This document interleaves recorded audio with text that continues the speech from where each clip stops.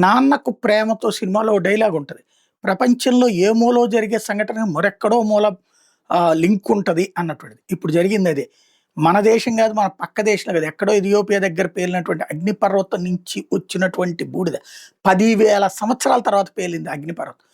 ఆ బూడిద వరుసబెట్టి వివిధ దేశాల మీదుగా వస్తుంది.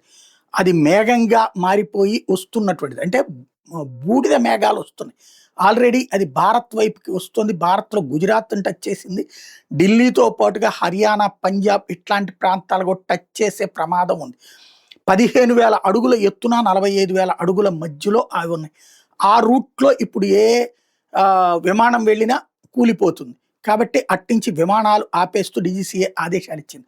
రెండో వైపున ఆ మేఘంలో ఇదే ఆహ్, ఏవైతే దాంట్లో ఉన్నటువంటి కెమికల్స్‌తో కూడినటువంటిది ఉంటది. అగ్నిపర్వతం అంటే సల్ఫ్యూరిక్ యాసిడ్ ఇయన్నీ ఉంటది.